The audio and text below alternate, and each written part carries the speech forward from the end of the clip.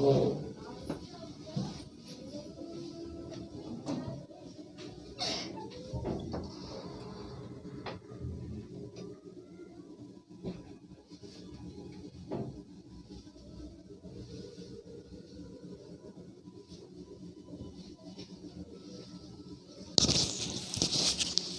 Morning to all of you. पिछले class में board पर बल्ब का कुछ लाइट का प्रॉब्लम हो गया था, जिसके लिए परेशानी हुई होगी। इसके लिए मुझे खेद है, अफसोस है। उस समय जब क्लास चल रहा था कल, उस समय कुछ विद्यार्थी नीचे कमेंट में लिख रहे थे देखने के लिए, लेकिन हम क्लास स्टार्ट करने के बाद कुछ भी नहीं देखते कि कौन क्या मैसेज कर रहा है, कौन क्या बोल रहा है, कौन लिख रहा है। वो संभव नहीं है, क्योंकि क्लास स्टार्ट होने के बाद उस पे बने रहना महत्वपूर्ण होता है। सभी स्टूडेंट्स से एक बार आग्रह है कि वो जब क्लास करें उस समय पढ़ाई पे ध्यान दें, कॉपी और कलम लेकर के ही क्लास करने बैठें। ऐसे नहीं कि केवल मोबाइल खोल ली और लिख रहे हैं कि लाइट कम हो गया, लाइट ज़्यादा हो गया, कहाँ किसी स्टूडेंट को लिखते हैं कहाँ हो, क्या कर रहे हो। ये सारी बातें क्लास के समय शोभा नहीं देता। इसलिए आप एक लगनशील, मेहनत करने वाले और एक अच्छे स्टूडेंट हैं, और आपको समझना चाहिए कि कभी भी क्लास के समय अपने टाइम का सही उपयोग करना चाहिए। उम्मीद करते हैं अगली क्लास में आज से आप अपनी पढ़ाई पर और ज़्यादा ध्यान देंगे। और कल अगर मान लीजिए कि यहाँ पर बोर्ड पे कुछ लिखा हुआ है और वो चमक गया लाइट से, उस तरह की घटना को हम लोग डैजलिंग ऑफ लाइट कहते हैं। It is called dazzling of light. यदि कोई चीज़ों पर ज़्यादा प्रकाश पड़ जाए तो वो इतना चमक जाता है कि उसको चकाचौंध कहते हैं, डैजलिंग हो जाना कहते हैं, और उसमें हमें दिखाई नहीं पड़ता। लेकिन बहुत सारे स्टूडेंट कल जो क्लास कर रहे थे वो ऐसे भी थे जिन्होंने वो हम जो बोल रहे थे उससे वो सारी बात को कैच कर रहा था और वो अपनी कॉपी में लिख रहा था। लेकिन कुछ स्टूडेंट जो कॉपी में नहीं लिख रहे थे, वो केवल कमेंट में लिख रहे थे, सर लाइट ज़्यादा है, लाइट कम कीजिए, लाइट ज़्यादा है, लाइट कम कीजिए। समझते हैं परेशानी ऐसे में हो जाती है, लेकिन कभी कभी ऐसी चीज़ें अचानक से हो जाती है, और वैसी स्थिति में हम सबों को धैर्य से काम लेना चाहिए। और इसलिए संयम बहुत महत्वपूर्ण चीज़ है, बहुत महत्वपूर्ण फैक्ट है जीवन का। तो हम लोग अब बढ़ते हैं और कोशिश करते हैं आज किसी को लाइटिंग वाला प्रॉब्लम नहीं आएगा, साउंड का भी प्रॉब्लम नहीं होगा। तो अब बढ़ते हैं हम लोग। आज का पॉइंट है लैटरल शिफ्ट।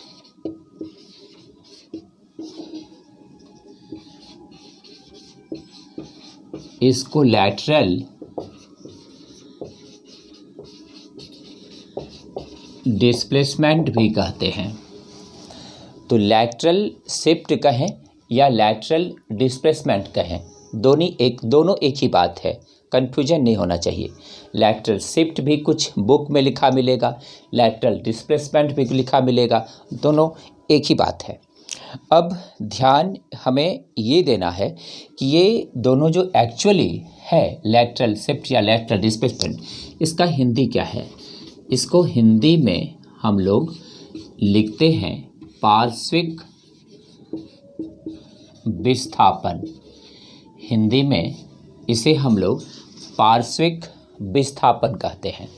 तो लैटरल शिफ्ट हो या लैटरल डिस्प्लेसमेंट हो, उसका हिंदी क्या है, पार्श्विक विस्थापन। अब ध्यान देना है कि पार्श्विक विस्थापन एक्चुअली क्या है। Definition, the the perpendicular distance between the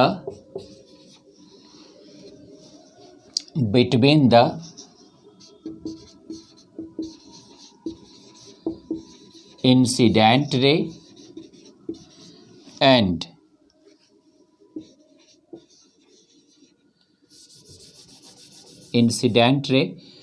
and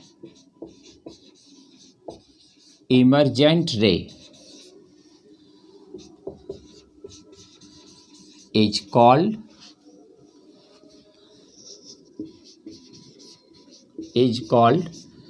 lateral shift। ध्यान देना है,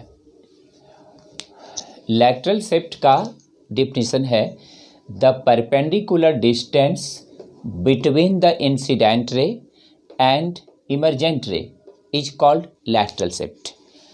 इसका हिंदी है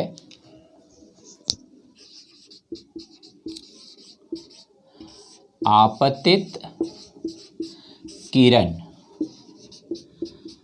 और निर्गत किरण के बीच के आपतित किरण और निर्गत किरण के बीच के लंबवत दूरी को पार्श्विक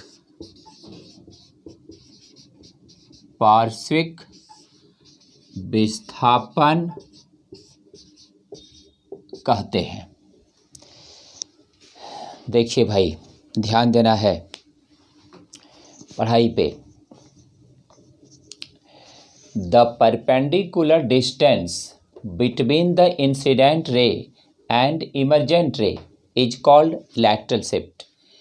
आपतित किरण और निर्गत किरण के बीच के लंबवत दूरी को पार्श्विक विस्थापन कहते हैं। इंग्लिश हिंदी में क्लियर हो गया। अब बात रहा समझने का, और पता होगा कि समझना ही सबसे इम्पॉर्टेंट है। डेफिनेशन केवल याद करने से ये नहीं होता कि आप इसे समझ भी गए हैं, इसलिए समझने के लिए फिजिक्स में चलना पड़ेगा फिगर पर।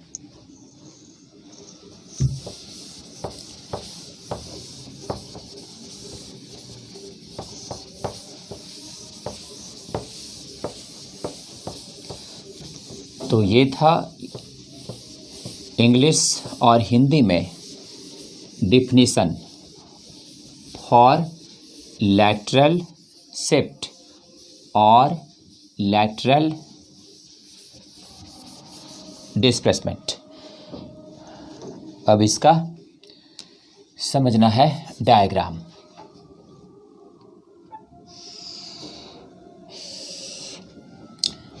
It is a glass slab whose thickness is T। ध्यान देना है, यह एक कांच का प्लेट है, इसकी मोटाई कितनी है? T है। तो ये कांच का प्लेट है और इसकी मोटाई T है। लाइट इंसिडेंट हुआ,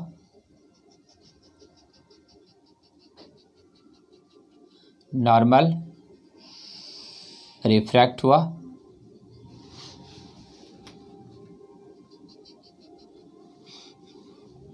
फिर रिफ्रैक्ट हुआ। अब गौर करना है,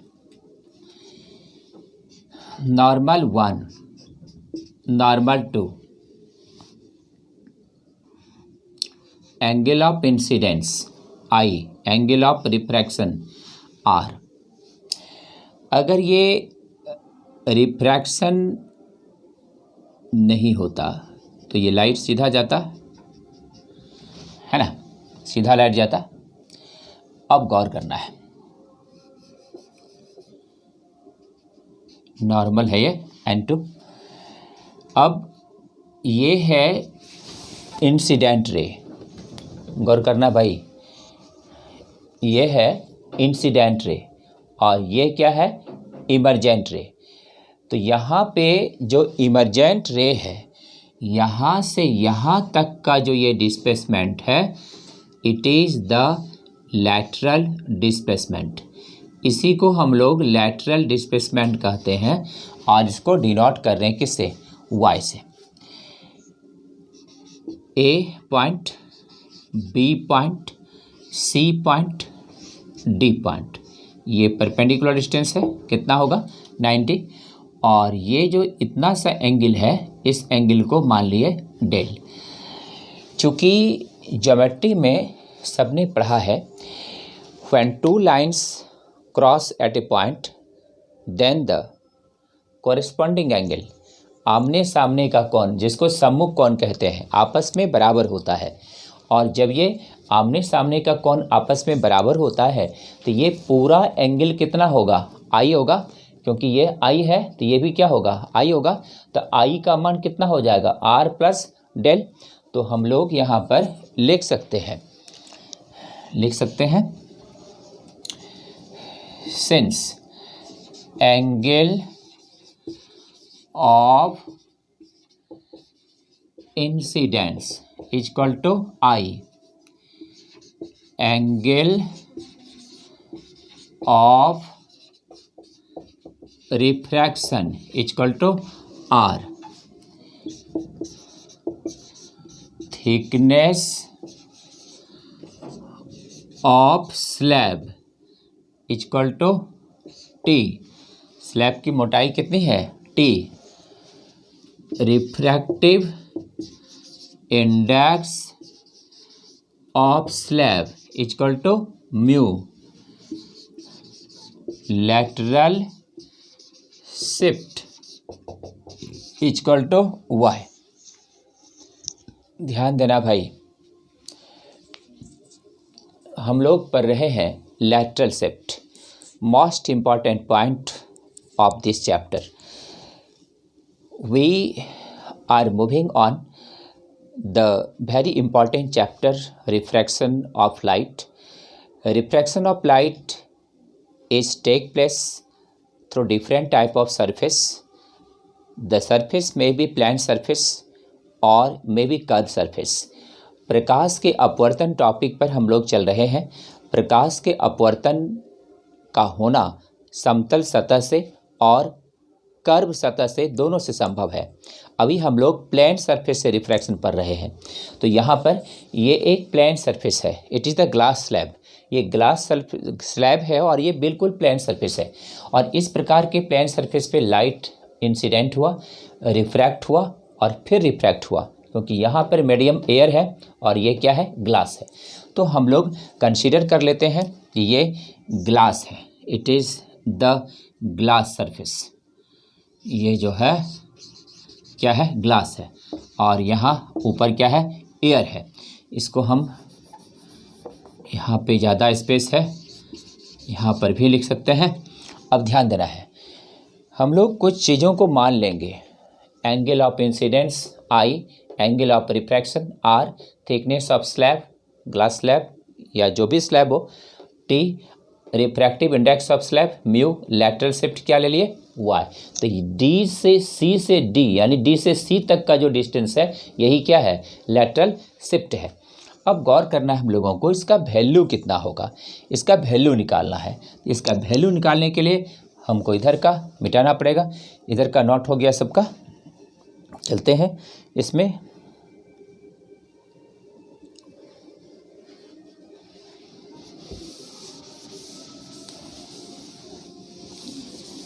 यह तब तक जो नोट नहीं किए हैं वो तेज़ी से नोट कर लीजिए।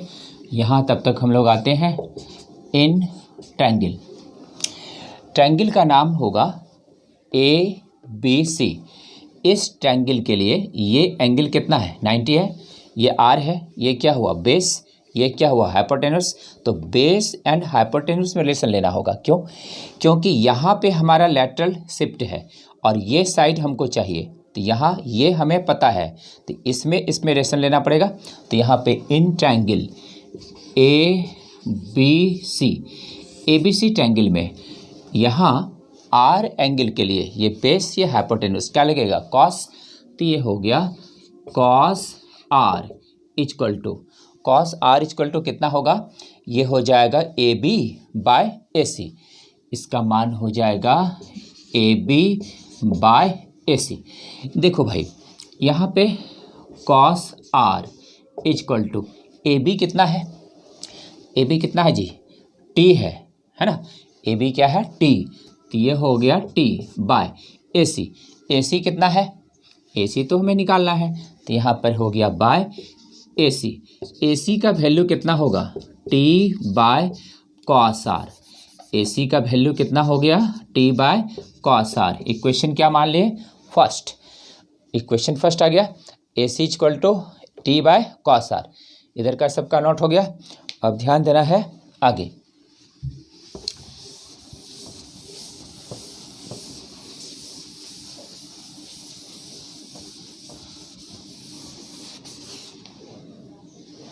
देखो भाई नाउ हम लोग को क्या निकालना है CD, CD क्या है लैटरल शिफ्ट, लैटरल शिफ्ट का मान क्या होगा CD निकालना है, तो यहाँ पर इन ट्रायंगल नाम क्या है ACD, इस ट्रायंगल का नाम है ACD, ACD ट्रायंगल में जब चलेंगे तो ये डेल्टा एंगल के लिए चलेंगे, तो यहाँ पे लिख सकते हैं डेल्टा, जिस डेल्टा के लिए ये वैल्यू हमें पता है और ये हमें चाहिए, ये हमें पता है AC और CD चाहिए, तो यही है लैटरल शिफ्ट, ये चाहिए और ये पता है, तो क्या लगेगा इस एंगल के लिए परपेंडिकुलर और हाइपोटेन्यूस क्या लगेगा साइन, तो ये हो जाएगा sine del equal to CD by AC, ये हो जाएगा CD बाय AC। यहाँ पे हम लोग देख सकते हैं डेल इक्वल टू, अभी समझा रहे थे दो लाइन जब आपस में क्रॉस करता हो तो सामने का सम्मुख कोण शीर्षाभिमुख कोण बराबर होता है, डेल इक्वल टू कितना हो जाएगा I माइनस R, क्यों, क्योंकि हम लोग यहाँ पे लिख सकते हैं I इक्वल टू लिख सकते हैं R प्लस डेल, तो यहाँ डेल इक्वल टू क्या हो जाएगा I माइनस R, समझ में आ गया। अब इसका वैल्यू हम यहाँ यूज कर सकते हैं, देयरफॉर साइन ये I minus R equal to CD, CD का मान क्या है Y, यही है लैटरल शिफ्ट, और ये क्या है AC, AC का मान हमारे पास है कहाँ है इक्वेशन नंबर 1 में, तो फ्रॉम इक्वेशन 1 ये हो गया साइन I माइनस R, ये हो गया Y बाय T बाय कितना कॉस R, है ना, sine I minus R equal to Y by T into cos R। अब आगे इधर का नोट हो गया है सबका, अब इधर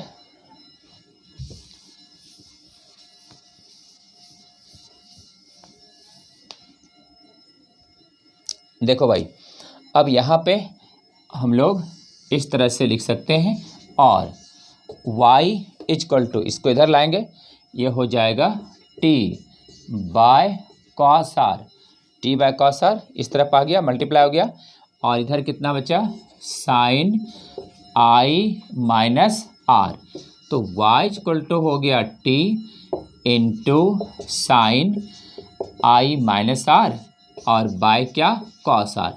it is the formula of lateral shift, it is the formula of lateral shift और lateral displacement, तो lateral shift या lateral displacement या क्या फार्मूला आया y equal to t sin I minus R by cos R, where t is the thickness of slab, I is the angle of incidence, R is the angle of refraction, and so the lateral shift y equal to t into sin I minus R।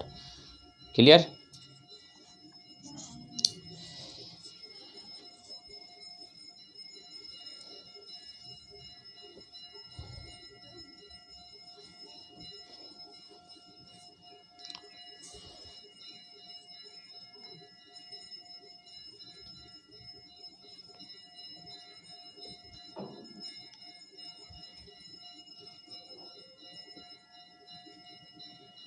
Note कर लेना है।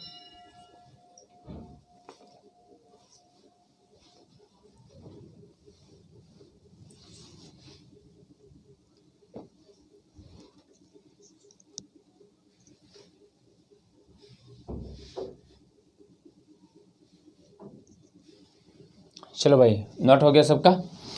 अब आगे बढ़ते हैं। ये था lateral shift क्या है।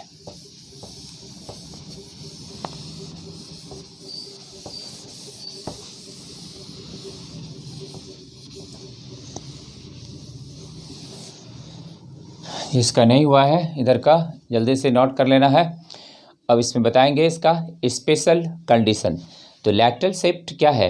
The perpendicular distance between the incident ray and emergent ray. The perpendicular distance between the incident ray and emergent ray is called lateral shift. Now special case.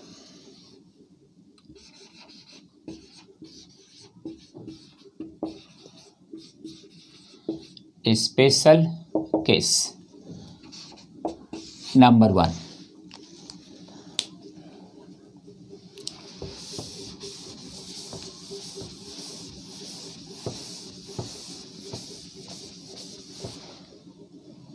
Special case number 1,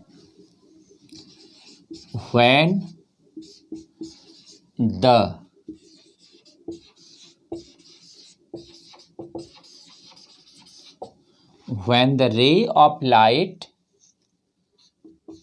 is incident normally। जब प्रकाश की किरण लंबवत आपतित होता हो। When the ray of light is incident normally, जब प्रकाश की किरण लंबवत आपतित होता हो। जब प्रकाश की किरण लंबवत आपतित होता हो। देखो भाई, जब प्रकाश की किरण लंबवत आपतित होगा तो क्या होगा? सिंस आई का मान क्या हो जाएगा? 90 क्या है? π/2। अब गौर करना है, जब ये 90 हो जाएगा तो देख सकते हैं यहाँ पर therefore y equal to formula है t into sine i minus R by cos R, है ना। अब यहाँ पे ये हो गया t, ये साइन i का वैल्यू कितना है? i का वैल्यू 90 और माइनस क्या है? r बाय क्या? Cos R. Sine 90 minus R equal to sine 90 है और ये क्या है? r। तो sine 90 minus R equal to cos R. तो ये हो गया t into cos R divided by cos R. Cos R cancel. y equal to क्या हो गया? t। क्या कंसेप्ट मिला? What is the concept in this condition? The concept in this condition is when the ray of light is incident normally, जब प्रकाश लंबवत सतह पर आपतित होता हो तब पार्श्विक विस्थापन का मान उसके वास्तविक मोटाई के बराबर होता है। The lateral displacement is equal to real thickness। The lateral displacement is equal to real thickness। तो ये कंसेप्ट मिला हम लोगों को स्पेशल केस में कि जब प्रकाश की किरण किसी सतह पर लंबवत आपतित होता हो तो वैसे स्थिति में उसका पार्श्विक विस्थापन उसके मूल मोटाई के बराबर होगा।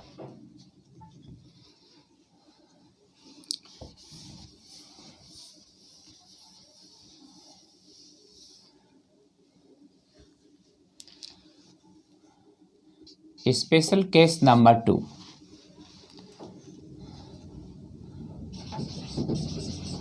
when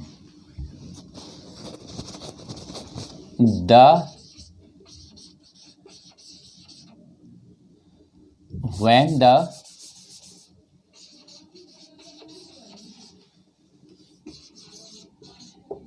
angle of incidence is 0। देखो भाई, फर्स्ट कंडीशन था when the ray of light incident normally. Second condition है when the angle of incidence is 0। यहाँ था एंगल ऑफ इंसिडेंस कितना 90 और यहाँ एंगल ऑफ इंसिडेंस कितना 0। जब 90 हुआ तो लैटरल शिफ्ट कितना हो गया, रियल थिकनेस के इक्वल हो गया। लैटरल शिफ्ट जो था वो किसके इक्वल हो गया, रियल थिकनेस के इक्वल आ गया। लेकिन अगर अब ये 0 है तो क्या होगा, तो यहाँ पे गौर करना है। आई यहाँ टेंस टू 0, आई का मान बहुत छोटा है, 0 हो गया। तो ऐसे कंडीशन में हम लोग y इक्वल टू फार्मूला पढ़े हैं t sine I minus R by cos R, y equal to t 0 minus y equal to t into sine 0 minus R by cos R, y equal to t sine minus R by क्या cos R. Sine minus theta equal to minus sine theta, तो minus बाहर आ जाएगा, तो यहाँ पे मान आ जाएगा, इधर का सबका नोट हो गया। तो पहला कंसेप्ट मिला when the ray of light incident normally, जब प्रकाश की किरण लंबवत चलता हो, गिरता हो सतह पर, आई का मान 90, वाई का मान क्या हो जाएगा t, मतलब उतना ही हो जाएगा लैटरल शिफ्ट का मान जितना उसका रियल थिकनेस होता है। अब दूसरा कंडीशन हम लोग समझ रहे हैं।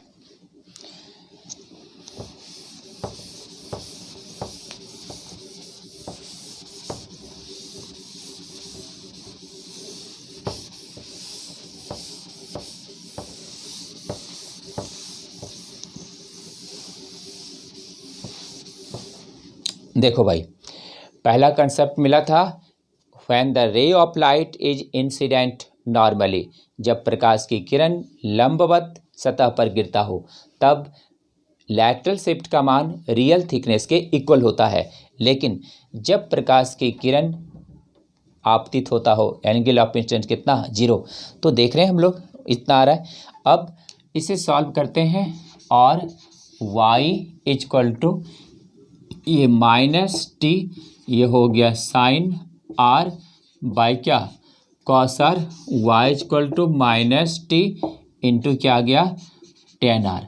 माइनस यहाँ पर क्या बताता है, माइनस बताता है इसका जो शिफ्ट का वैल्यू है इस कंडीशन में कम हो गया है, और पीछे जो वैल्यू था वो क्या था, मैक्सिमम था, और ये वैल्यू क्या था उसके रिस्पेक्ट में कम है। तो यहाँ पे हम लोगों को ये इसका लैटरल शिफ्ट का मान मिला। अब आगे इसी में हम लोग और आगे बढ़ते हैं, और अब ये समझने की कोशिश करनी है कि आखिर इस कंडीशन में जब इसका मान y equal to minus T sine R 10r आ गया, तब अब इसे हम लोग आगे किस प्रकार से यूज करेंगे। तो देखो, तो पहली जो बात थी, जब एंगल ऑफ इंसिडेंट 90 डिग्री था तो लैटरल शिफ्ट का मान क्या हो गया, मैक्सिमम हो गया, और जब एंगल ऑफ इंसिडेंस का मान 0 डिग्री है तो लैटरल शिफ्ट का मान क्या हो गया, मिनिमम हो गया। तो यहाँ पर इसका वैल्यू मिनिमम हो गया, it is the minimum value. तो ये इसका मिनिमम वैल्यू है और पीछे जो था उसका मैक्सिमम वैल्यू था। तो ये इसका दो स्पेशल केस हम लोगों ने देखा।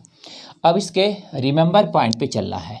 रिमेंबर पॉइंट स्पेशल केस था ये, अब आगे है इसका रिमेंबर पॉइंट।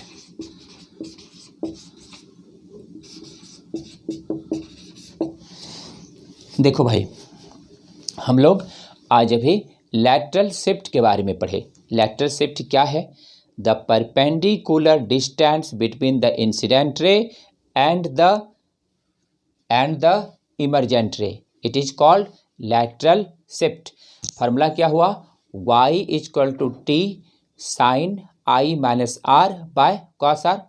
दो केस बताए इसका। पहला केस, आई का मान जब 90 डिग्री होगा तो लैटरल शिफ्ट क्या होगा, मैक्सिमम, आई का मान जब 0 डिग्री होगा लैटरल शिफ्ट क्या होगा, मिनिमम। क्लियर है सबका कंसेप्ट? आगे बढ़ते हैं।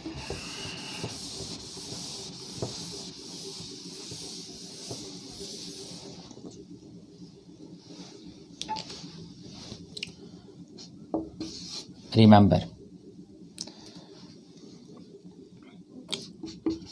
For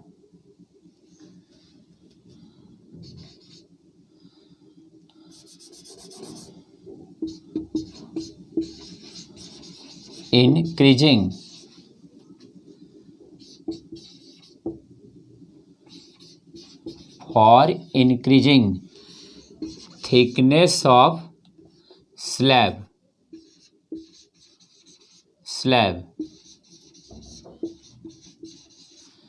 lateral shift increases। देखो भाई, remember point is also the most important fact to clear the concept. Concept को क्लियर करने के लिए रिमेंबर पॉइंट हमेशा मदद करता है। सभी पॉइंट में रिमेंबर पॉइंट देते जा रहे हैं ताकि सबका कंसेप्ट क्लियर रहे और एग्जाम पर्पज से भी एकदम मजबूत हो। देखो गौर करो, for increasing thickness of slab lateral shift increases. Hindi वाले स्टूडेंट ध्यान दें, स्लैब की मोटाई बढ़ने पर पार्श्विक विस्थापन बढ़ता है। स्लैब की मोटाई बढ़ने पर पार्श्विक विस्थापन बढ़ता है। स्लैब की मोटाई बढ़ने पर पार्श्विक विस्थापन बढ़ता है। नोट हो गया? यहाँ से समझ लेना है, ये फार्मूला हम लोग प्रूव किए थे। यदि हम स्लैब की मोटाई को बढ़ाएंगे तो y का मान क्या होगा, बढ़ेगा। तो यहाँ पे नीचे mathematical y proportional to t। If slab thickness increases, ये बढ़ेगा t का मान, तो y भी क्या होगा, बढ़ेगा। याद रखना है। Remember point 2, for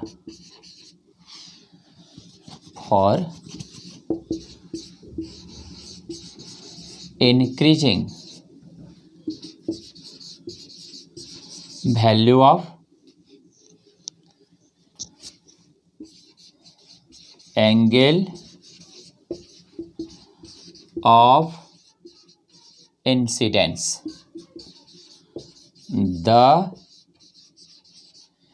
lateral shift increases. ध्यान दीजिए भाई, ध्यान दीजिए। जब स्लैब की मोटाई बढ़ेगी तो लैटरल शिफ्ट का मान बढ़ेगा। जब स्लैब की मोटाई बढ़ेगी लैटरल शिफ्ट बढ़ेगा। फार्मूला बता चुके हैं। दूसरा, for increasing value of angle of incidence the lateral shift increases.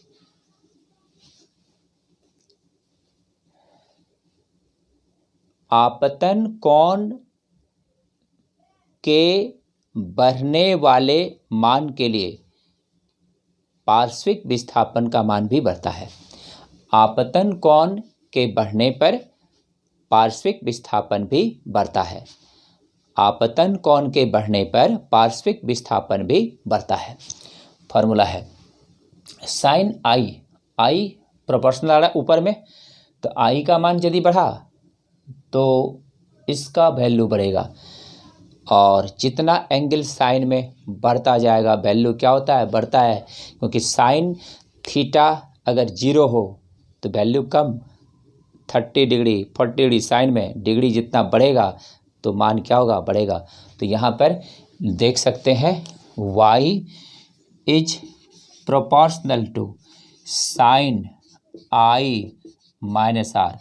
जितना एंगल ऑफ इंसिडेंस बढ़ेगा लैटरल शिफ्ट का मान बढ़ जाएगा। जितना ग्लास का थिकनेस बढ़ेगा लैटरल शिफ्ट का मान बढ़ जाएगा।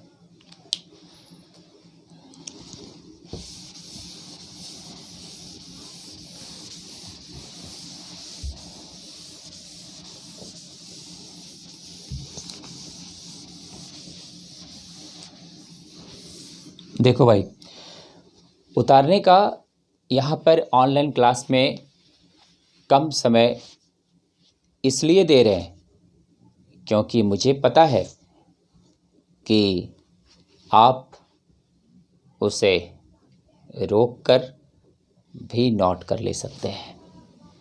इसलिए एक क्लास में हम ज़्यादा से ज़्यादा बढ़ पाते हैं।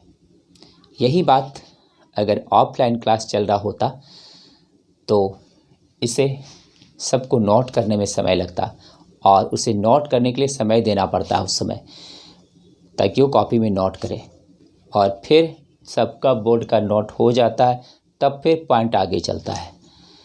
लेकिन अभी बहुत से स्टूडेंट ने भी मैसेज से कॉल करके बताया कि सर ये टाइम का सही उपयोग आप कर देते हैं। क्यों? क्योंकि जब बोर्ड पे लिखा हुआ है ऑनलाइन क्लास में, हम तो इसे स्टॉप करके सब नोट कर सकते हैं उसको, तो फिर उसके लिए क्लास रोकने की क्या ज़रूरत, उतारने के लिए अभी समय देने की क्या ज़रूरत। इसलिए अभी उतारने के लिए समय देने की कोई ज़रूरत नहीं होनी चाहिए और आप इसे नोट कर सकते हैं। तो अब फिर भी मैंने उतारने के लिए अभी भी आप सबों को समय दिया है और बढ़िया से कॉपी में अच्छा से हैंडराइटिंग बनाकर सुंदर से फिगर सब बनाकर लिखते जाना है, ताकि आगे बहुत काम देने वाला है, आगे बहुत काम देने वाला है। और इसलिए फेयर कॉपी में ठीक से लिखते जाना है, क्योंकि समय आपका एग्ज़ाम धीरे धीरे कम होता जाएगा। इसलिए ऐसा नहीं कि एग्ज़ाम कुछ स्टूडेंट सोच रहे एग्ज़ाम होगा कि नहीं होगा, सब होगा, सारा चीज़ सिस्टमेटिक फिर से हो जाएगा। इसलिए आप मन से पढ़ाई करें और यही सबसे महत्वपूर्ण बात होगी इस समय। चलिए आगे बढ़ते हैं। तो यहाँ पर हम दो बात लिखे। पहला बात, यदि थिकनेस स्लैब का बढ़ता है तो लैटरल शिफ्ट का मान भी बढ़ जाएगा। और दूसरी बात, अगर एंगल ऑफ इंसिडेंस का मान बढ़ता है तो भी लैटरल शिफ्ट का मान बढ़ जाएगा। तीसरी बात, number 3, if the refractive index increases, the lateral shift also increases। देखिए भाई, ध्यान दीजिए, मन से पढ़िए, कमेंट पर ध्यान नहीं दीजिए और पढ़ाई पे ध्यान दीजिए। कमेंट में व्यर्थ समय ना गंवाएं और अपने पढ़ाई पर ध्यान दें। पहला पॉइंट अभी क्या लिखा है, याद रहा? पहला पॉइंट लिखा है कि जब ग्लास स्लैब की मोटाई बढ़ती है लैटरल शिफ्ट का मान बढ़ जाता है। दूसरा पॉइंट क्या लिखा है? दूसरा पॉइंट लिखा है जब एंगल ऑफ इंसिडेंस का मान बढ़ता है तो भी लैटरल शिफ्ट का मान बढ़ता है। तीसरा point, if the refractive index increases the lateral shift also increases. Hindi है, यदि अपवर्तनांक का मान बढ़ता है, यदि अपवर्तनांक का मान बढ़ता है तब पार्श्विक विस्थापन भी बढ़ जाता है। यदि अपवर्तनांक का मान बढ़ता है तब पार्श्विक विस्थापन का मान भी बढ़ जाता है। तीनों बात क्लियर है? अब ध्यान देना है चौथे बात पर।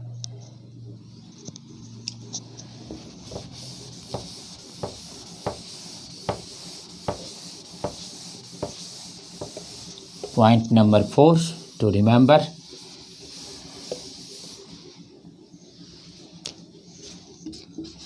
नंबर 4,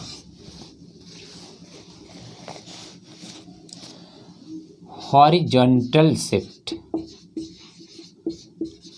हॉरिजॉन्टल शिफ्ट इसका मतलब हुआ क्षैतिज विस्थापन, इसको यहाँ x से डिनोट करते हैं और इसका फॉर्मूला होता है T इंटू 10R। देखिए भाई, ध्यान दीजिए, पढ़ाई पे ध्यान दीजिए। हॉरिजॉन्टल शिफ्ट, क्षैतिज विस्थापन x equal to T into 10R। पता चला कहाँ से आया? पता चला कहाँ से आया? x equal to T into 10R अभी पीछे बताए थे, अभी तुरंत पीछे बताए थे। और उसमें से जब एंगल ऑफ इंसिडेंस का मान 0 डिग्री करते हैं तो वहाँ पर जो मान आता है y का वो T इंटू 10R आता है। माइनस तो वहाँ पर उसका वैल्यू डिक्रीज कर रहा है इसलिए बताता है, लेकिन इसका माइनस हटाते हैं तो वैल्यू मैग्नीट्यूड कितना है? T into 10R। 10 T into 10R is the horizontal shift. अब आप जानना चाहेंगे कि हॉरिजॉन्टल शिफ्ट किधर है? उस फिगर में हॉरिजॉन्टल शिफ्ट कहाँ था? लैटरल शिफ्ट तो समझ गए, इमरजेंट रे और इंसिडेंट रे के बीच के लैटरल शिफ्ट है, लेकिन क्षैतिज विस्थापन हॉरिजॉन्टल शिफ्ट कहाँ है? उस फिगर में फिर से चलना होगा। तो ध्यान देना है, हॉरिजॉन्टल शिफ्ट कहाँ है?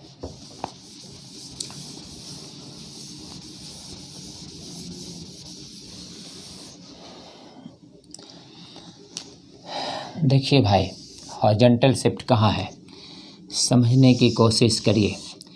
अगर आप अभी ऑनलाइन क्लास पे बैठे हैं तो मत भूलिए कि आप एक जिम्मेदारी के साथ पढ़ाई करने के लिए बैठे हैं, और अपने समय का उपयोग आप तभी कर पाएंगे जब आपके सामने कॉपी और पेन हो, और समझते जाना है, लिखते जाना है, ध्यान देना है। यही ना स्लैब है, ये स्लैब है। यहाँ से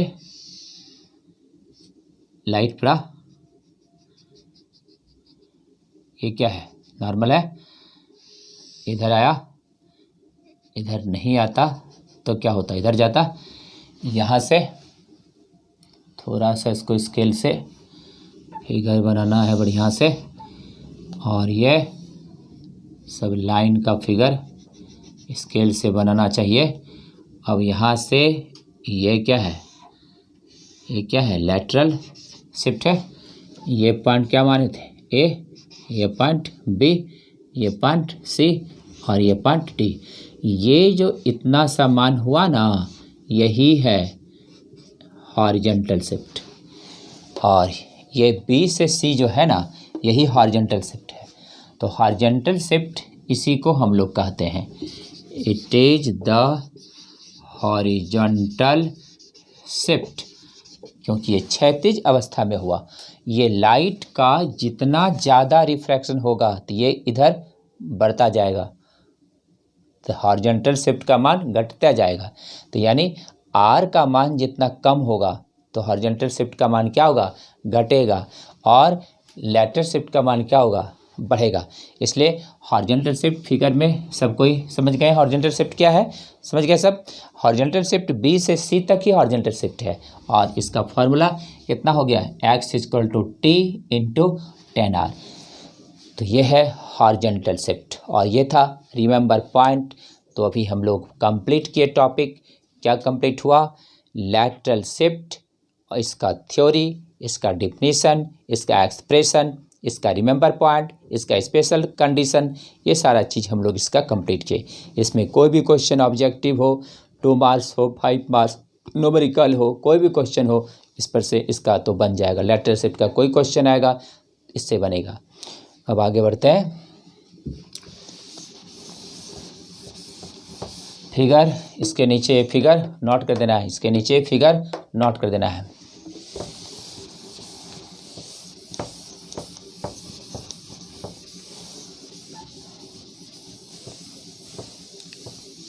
देखिए भाई, अब यहाँ पर इस बात का भी ध्यान देना चाहिए कि ये जो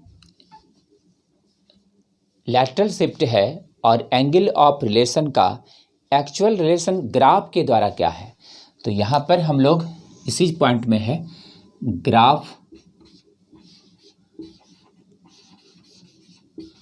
between lateral shift and angle of incidence।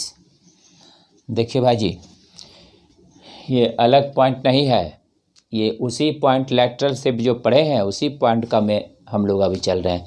एक बहुत ही महत्वपूर्ण पॉइंट है, बहुत सारा चीज़ है, शॉर्टकट करके हमको निकलने का आदत नहीं है, विस्तार से पढ़ाने का शुरू से आदत है। ऐसा नहीं कि ऑनलाइन चल रहा है या समय कम है शॉर्टकट में निकल जाएंगे, ऐसा नहीं है। इसलिए ध्यान से पढ़ते जाइए, एक एक पॉइंट को घबराइए नहीं, ध्यान से पढ़ते जाइए। सब पॉइंट पढ़ाएंगे, क्लास खुलने के बाद भी पढ़ाएंगे, कोई दिक्कत नहीं है। लेकिन अभी समय का उपयोग सही से करिए। घर पर कमेंट वमेंट मैंने पढ़िए, आराम से पढ़िए, आराम से मेहनत करिए। हाय हेलो गुड मॉर्निंग करने से पढ़ाई नहीं होता है।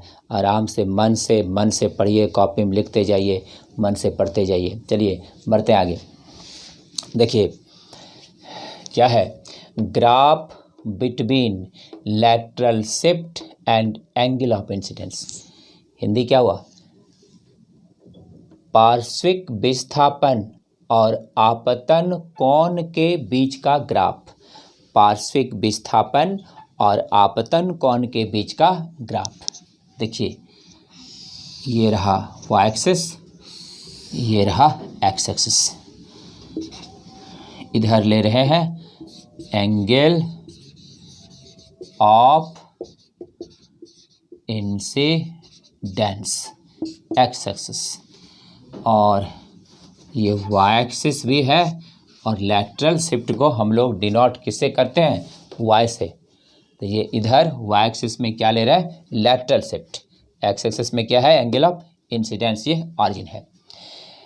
जब हम लोग प्रैक्टिकल करते हैं, प्रैक्टिकली जब मान निकालते हैं, तो प्रैक्टिकली जब मान निकालते हैं, इसका जो मान है एंगल ऑफ इंसिडेंस का मान अगर बढ़ता है, अभी स्पेशल केस में तुरंत बताए हैं, एंगल ऑफ इंसिडेंस अगर बढ़ेगा तो वाई का मान भी बढ़ेगा। तो ग्राफ कैसा होगा बताइए, कैसा ग्राफ होगा।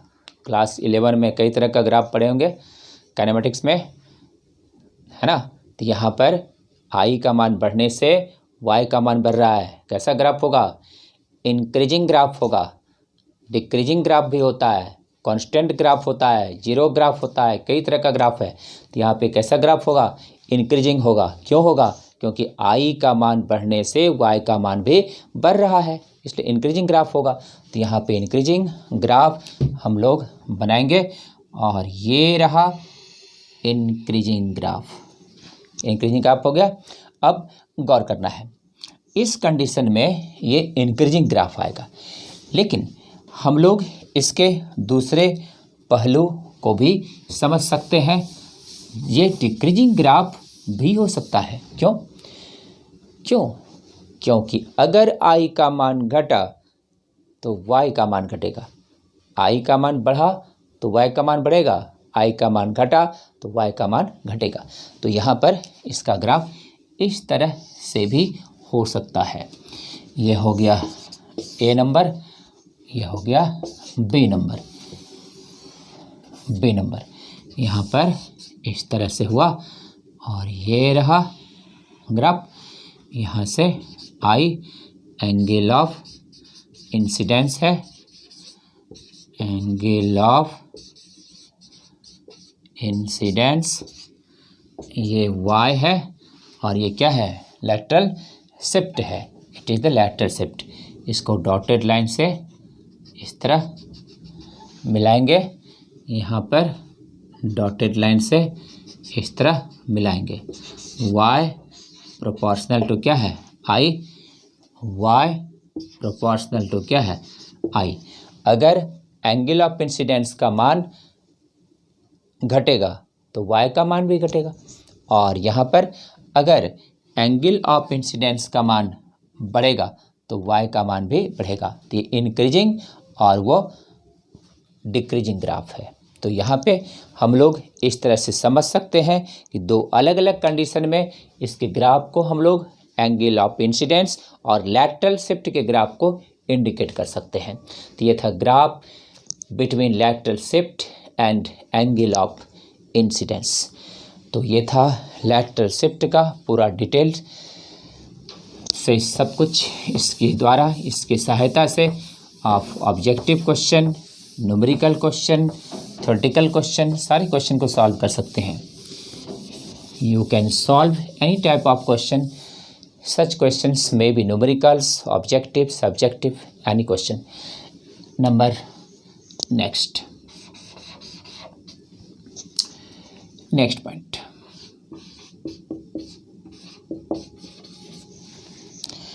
Critical angle denoted by C. इसको कभी कभी कहीं कहीं IC से भी डिनोट किया जाता है। हिंदी है इसका क्रांतिक कोण। देखिए भाई, एक अच्छे स्टूडेंट के लिए हर एक पॉइंट इम्पॉर्टेंट है और हर पॉइंट पर अगर ध्यान नहीं दें, हो सकता है क्वेश्चन उसी पॉइंट से आ गया, तो इसलिए हर पॉइंट पर ध्यान देना चाहिए। अब गौर करना है, क्या पढ़ने वाले हम लोग? क्रांतिक कोण, क्रिटिकल एंगल। क्या है क्रिटिकल एंगल, ये अब समझना है।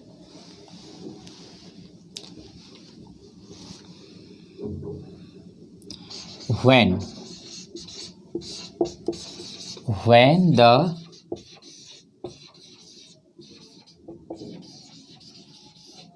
ray of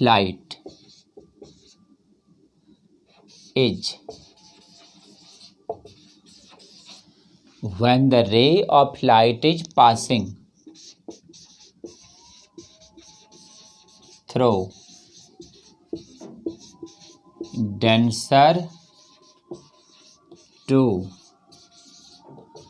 rare medium, then the angle of incidence for which the angle of refraction becomes 90 degree, it is called critical angle. ध्यान देना है, क्रिटिकल एंगल एग्जाम के लिए बेहद इम्पॉर्टेंट है। अगर ये मन में चल रहा है कि कौन सा एग्ज़ाम, बोर्ड या कंपटीशन, तो बोर्ड में तो ये डायरेक्ट आ जाता है, what is critical angle, what are the condition for critical angle, obtain the relation between critical angle and refractive index. बहुत सारा क्वेश्चन उठता है भाई, ध्यान देना है।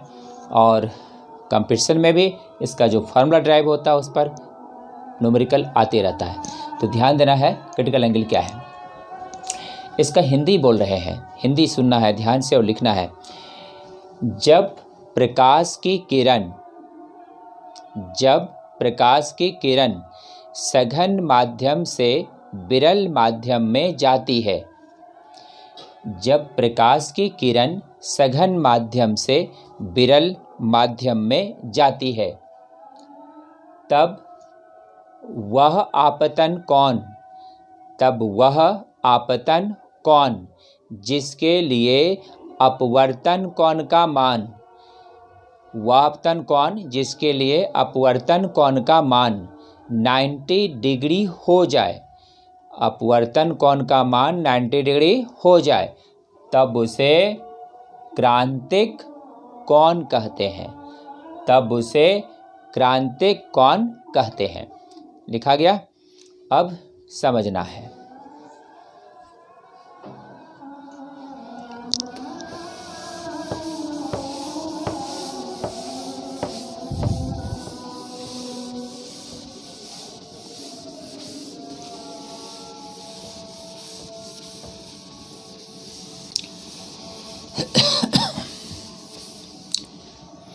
क्रांतिक कौन का डेफिनेशन लिखा गया इंग्लिश और हिंदी में। अब ध्यान देना है समझने पर।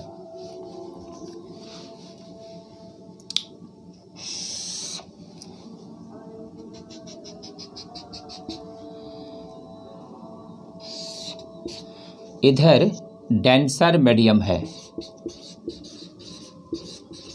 और इधर रेयर मीडियम है। तो लाइट जब डेंसर से रेयर में जाएगा, अविलंब से आगे जाएगा। पढ़ा हुआ है। लाइट जब डेंसर से रेयर में जाएगा, अविलंब से दूर जाएगा। अविलंब से दूर गया। इसके बाद आगे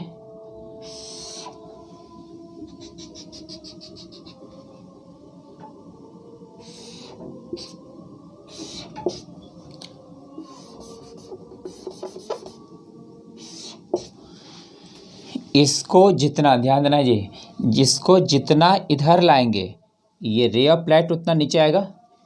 इसको जितना इधर लाएंगे रे ऑफ लाइट उतना नीचे आएगा। तो यहाँ पर ये क्या है?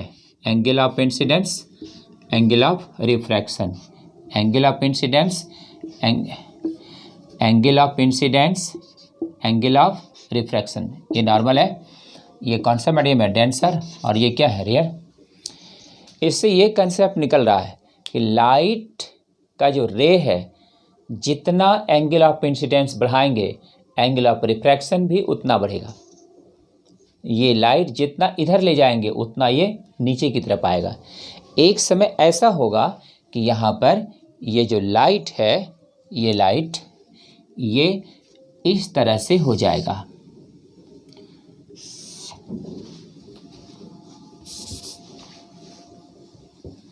अब एक समय ऐसा होगा कि ये जो लाइट है इसके सरफेस से गुजर जाएगा।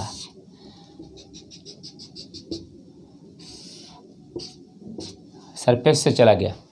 कब? इसको जब अभी इतना था तो यहाँ से गया, इसको थोड़ा और बढ़ा दिए, नीचे गया, इसको और बढ़ा दिए तो और नीचे गया, और नीचे कहाँ से चला गया? सरफेस से चला गया।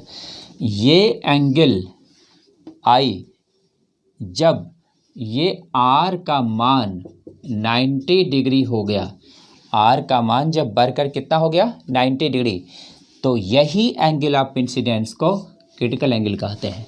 क्रिटिकल एंगल का शुरू का लेटर सी है, इसलिए हम लोग सी से डिनोट करते हैं। बहुत सारे बुक्स में सी से है, लेकिन कुछ बुक्स में इसको आई क्यों? क्योंकि एंगल ऑफ इंसिडेंस ही है ये, और यही एंगल ऑफ इंसिडेंस बन गया क्रिटिकल एंगल, इसलिए इसको आई सी से भी डिनोट किया जा सकता है।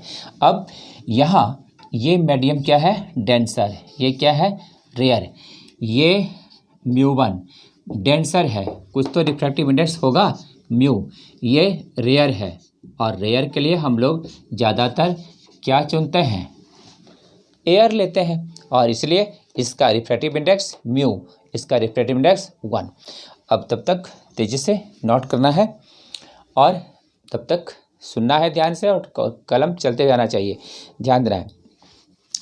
लाइट डेंसर से रेयर में गया, जितना एंगल ऑफ इंसिडेंस बढ़ेगा इधर लाइट, उतना एंगल ऑफ रिफ्रैक्शन बढ़ेगा। और ये लाइट धीरे धीरे किधर झुकता जा रहा है? सरफेस की ओर। एक समय ऐसा आएगा जब एंगल ऑफ रिफ्रैक्शन का मान 90 डिग्री हो जाए, तब यही एंगल ऑफ इंसिडेंस क्रांतिक कोण कहलाता है। तब इसी आपतन कोण को क्रांतिक कोण कहते हैं। कब? जब अपवर्तन कोण का मान 90 डिग्री हो जाए। जब अपवर्तन कोण 90 डिग्री हो जाए, तब उसी आपतन कोण को क्या कहते हैं? क्रांतिक कोण कहते हैं। अब हम लोगों को ये समझना है कि इसका वैल्यू कितना होगा, इसका मान कैसे निकलेगा। इसका मान हम लोग निकाल लेते हैं from Snell's law. From Snell's law क्या है? Sine i by sine r equal to μ2 by μ1। I का मान क्या हो गया? सी, तो साइन सी। जब आई सी हो गया तो आर क्या हो गया? 90, तो ये हो गया 90। μ2 दूसरा मीडियम एयर है, क्या होगा? 1। μ1 पहला मीडियम, क्या होगा? म्यू। यह हो गया साइन सी इक्वल टू 1/μ। इसको हम लोग ऐसे भी लिख सकते हैं, C is equal to C critical angle, C equal to sine inverse 1/μ। तो क्रांतिक कोण और रिफ्रैक्टिव इंडेक्स अपवर्तनांक में क्या संबंध है? It is the required relation between critical angle and refractive index. तो रिफ्रैक्टिव इंडेक्स और क्रिटिकल एंगल के बीच ये महत्वपूर्ण फार्मूला है। और हम लोग आज यहाँ तक पहुँच गए। Critical angle sine C equal to क्या निकला? 1/μ। क्रिटिकल एंगल तब बनता है जब लाइट डेंसर से रेयर में जाता हो। क्रिटिकल एंगल तब बनता है जब एंगल ऑफ रिफ्रैक्शन का मान 90 डिग्री होता हो। और क्रिटिकल एंगल का अपवर्तनांक के साथ फार्मूला होता है साइन सी इक्वल टू 1/μ। एक बार यहाँ पे फिर से ध्यान देना है, ये आई एंगल ऑफ इंसिडेंस का मान जब सी हो गया, आई का मान जब सी हो गया तो आर का मान क्या हो गया? 90। μ1 का मान जब म्यू हो गया, μ1 का मान जब म्यू हो गया तो μ2 का मान क्या हुआ? 1। तो direct sine C equal to 1/μ। तो क्रिटिकल एंगल का मान निकल जाएगा साइन इनवर्स 1/μ। तो आज हम लोग यहाँ तक पहुँचे। उम्मीद है आप सबने नोट कर लिया होगा कॉपी में और समझ गया होगा, और इसको रिवाइज करते जाना है और मन से मेहनत करते जाना है। Thank you. फिर से हम लोग अगले क्लास में बढ़ेंगे। बहुत बहुत धन्यवाद जिसने आज के इस क्लास में डायरेक्ट लाइव में भाग लिया। उस सभी तमाम स्टूडेंट को मेरी शुभकामना है, मेरा आशीर्वाद है वो सभी आगे बढ़ें और अपने लक्ष्य तक एक दिन अवश्य ही पहुंचेंगे। धन्यवाद। Thank you so much.